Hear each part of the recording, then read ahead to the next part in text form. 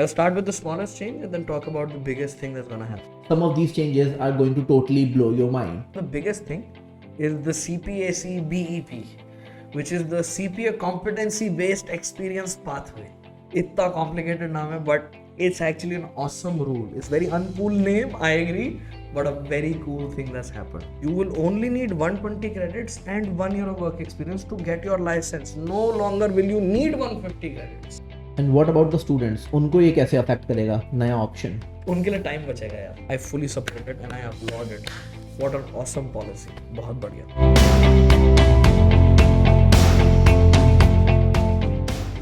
Hello everyone, welcome to Mythbuster Podcast Season 6. This is Shubham Shandelia, your host. Today we are going to talk about major changes in CPA 2025. I assure you, some of these changes are going to totally blow your mind. We have our chief mentor Rohan with us to guide us through these changes. So Rohan, over to you. Thank you so much for having me, and it's such a pleasure. Usually I have Mohit do the introduction of the questions, but today we have you, so that's so awesome as well. And what an amazing topic. 2025 में क्या changes हैं, because you're absolutely right. Some of these changes will blow their minds. Some of these are going to be very interesting. But let's begin. शुरू करते हैं. Okay, so can you just, for starters, simplify or list down these changes? Absolutely, I can. I can tell you what are the changes in 2025. But before I begin, I'd like to just urge the audience कि please like, share, comment, subscribe. Please let YouTube know that this is good content and let the algorithm know that this is something which is relevant to folks who are interested in accounting, folks who are interested in commerce. Otherwise, YouTube को पता नहीं चलेगा. Correct. This will also motivate us to bring more content for you guys. And Shubham, 90% of our viewers are not subscribed to us. Correct. That's a huge ratio. मतलब मेरे से ये कमी रह गई है कि हमने पहले नहीं बोला है, सबको मांगा नहीं है कभी के सब्सक्राइब करो. But now it seems I have to do that. I have to tell you to do so. Please do, because that's important for the channel's growth. Yeah. Okay, coming back to your point. So you asked us what are the major changes in 25, and if I could just list them down, so I will. I'll just simplify them. I'll start with the smallest change and then talk about the biggest thing that's gonna happen. Okay.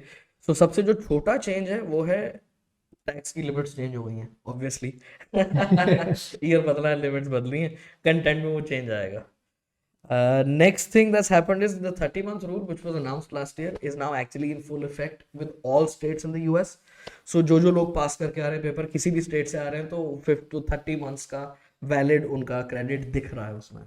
Okay. So that basically, just to let everybody know, basically ऐसे होता था पहले कि 18 months होते थे आपके पास from the date of passing your first exam to clear the other 3.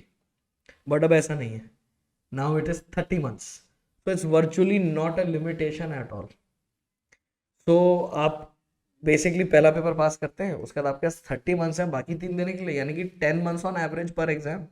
तो इतने में तो भाई दो अटेम्प्ट भी निकल जाएंगी, जरूरत नहीं होनी चाहिए, बट दो भी निकल जाएंगी तो 10 महीने तो बहुत टाइम होता है. More than enough time. पर एग्जाम है वो भी. तो Yeah. 30 मंथ्स में बेसिकली वो जो लिमिटेशन थी वो 30 मंथ्स कर देने से वो लिमिटेशन हट ही गई है. क्योंकि पहले होता था 6 महीने का प्रेशर, ये हर 6 महीने में पेपर देने, 18 महीने में बाकी 3 निकालने.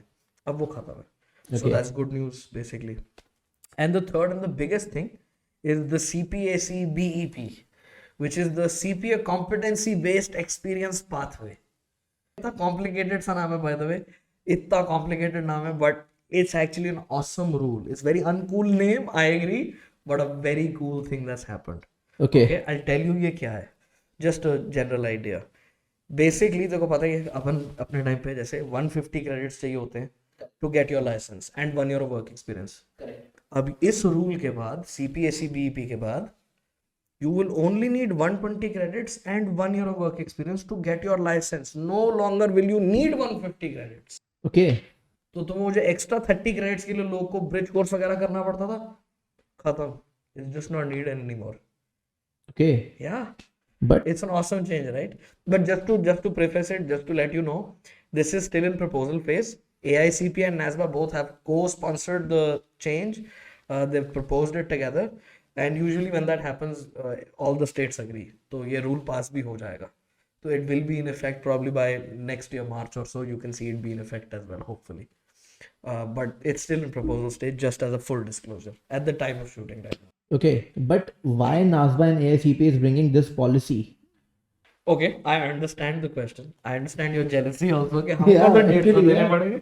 अब 120 में कैसे मान रहे हो?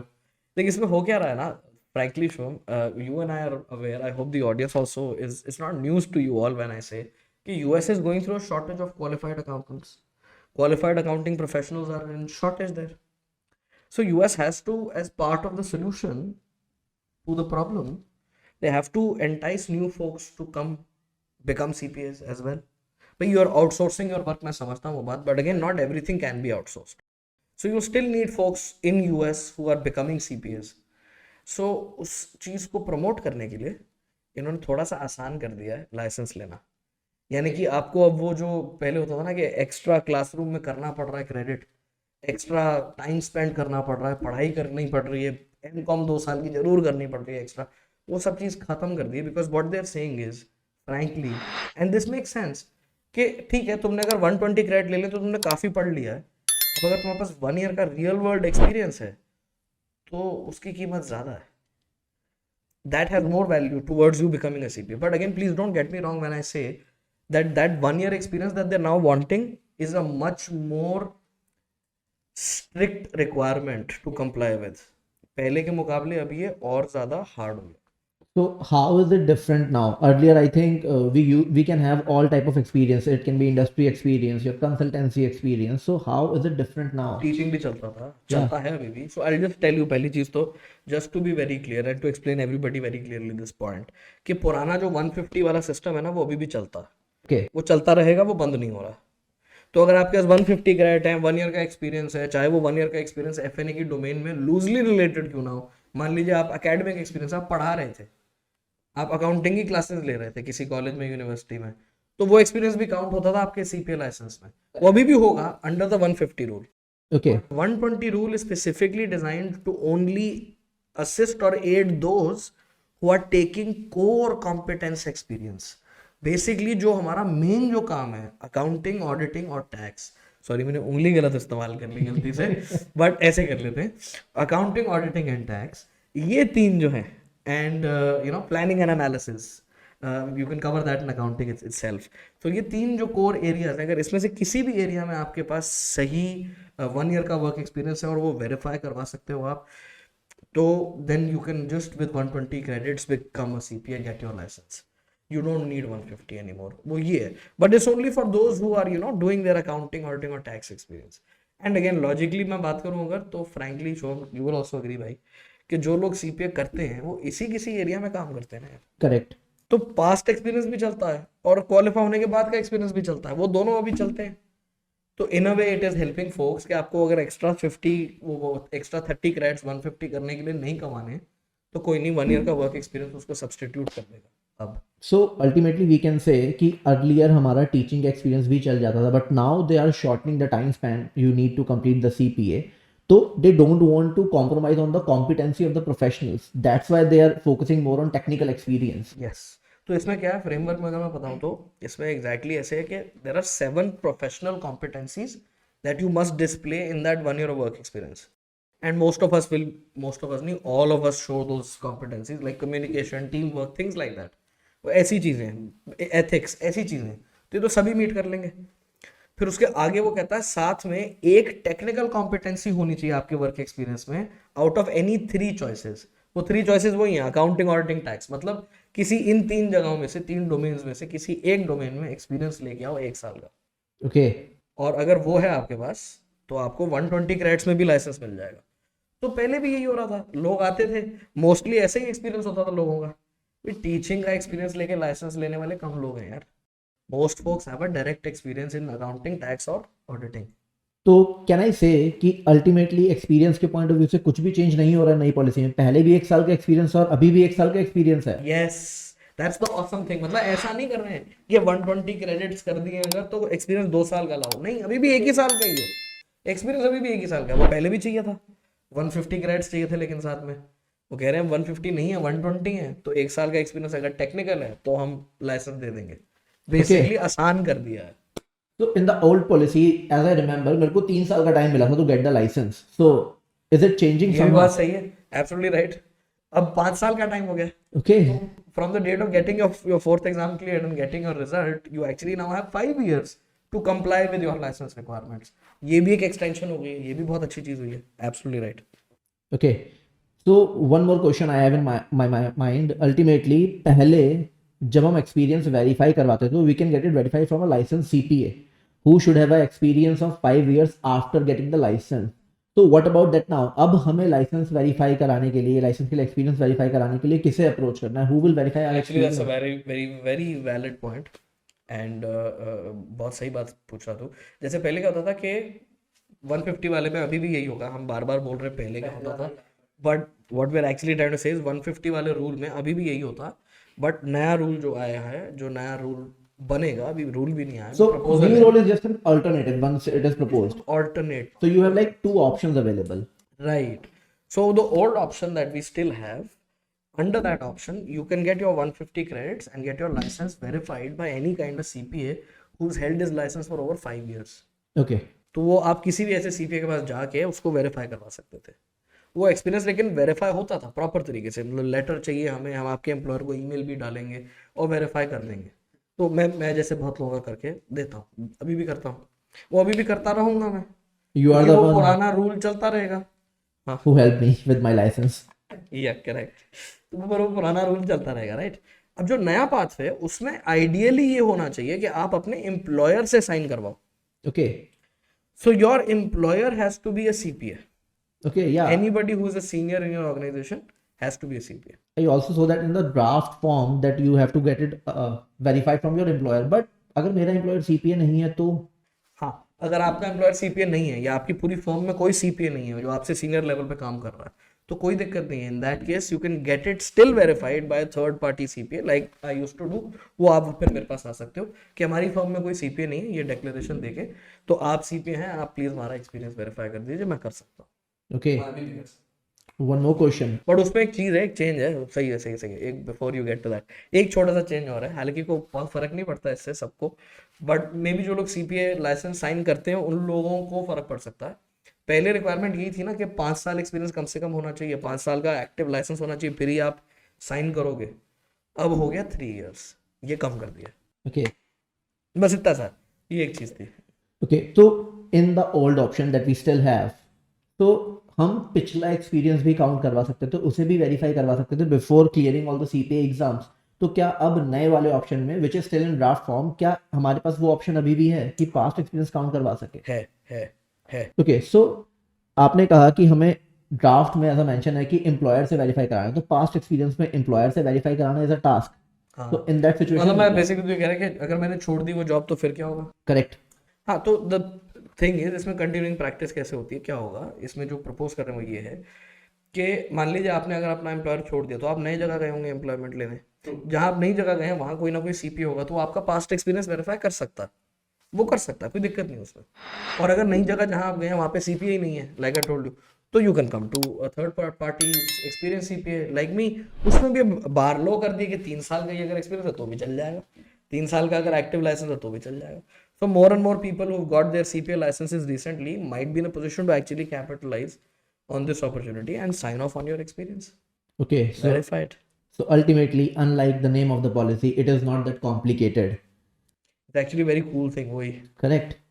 So, as someone who is sitting in India who is planning to do CPA or who is already a CPA, how will this change affect us? In our context कि हम जब CPA बन गए already तो nothing really changes for us. It's just you will see in your domains, in your respective work environments, more and more new people coming in. क्योंकि frankly with this change आपने barrier to entry low कर दिया, तो अब लोग तो आएंगे But with practical experience. with practical experience. So quality of accountants will still be pretty high. And that's the whole point. मतलब इनको ये भी नहीं करना ना कि पेपर आसान कर दिया, डाइल्यूट कर दिया, कोर्स मिनिमम कर दिया और वर्चुअली वैल्यूलेस कर दिया, वो नहीं करना ना. CPA has its own Prestige, its own value, तो वो मेंटेन करनी है. बट बैरियर टू एंट्री लो कर दिया है, तो अब आप प्रोफेशन में घुस सकते हो, लाइसेंस ले सकते हो 120 क्रेडिट के साथ भी, और ये बहुत अच्छी चीज की है.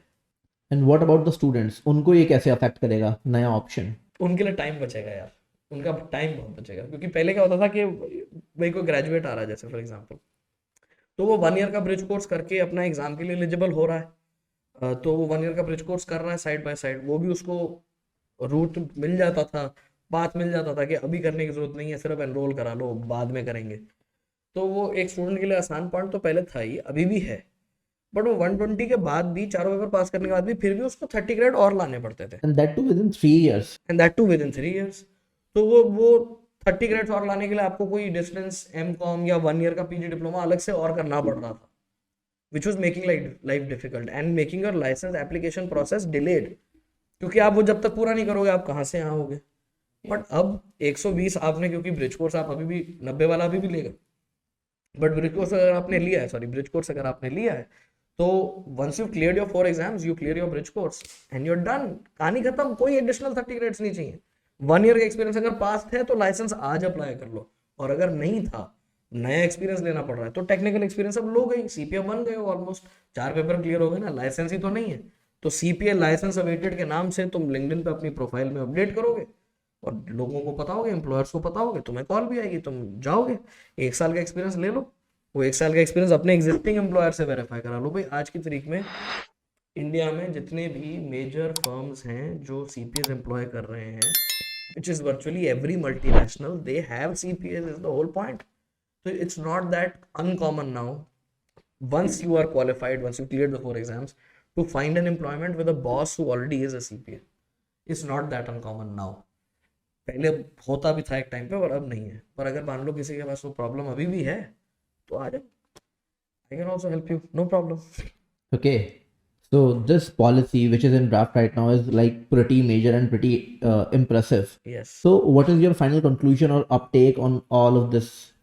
My conclusion is you will see a massive surge in number of people taking up CPAs here in India and in the US as well, naturally, because now the barrier is lower.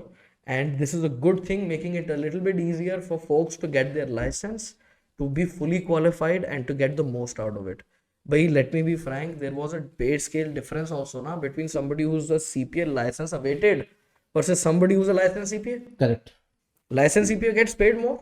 So that time is now being saved, and that time is crucial because we are amongst the shortage, and the shortage is real, यार.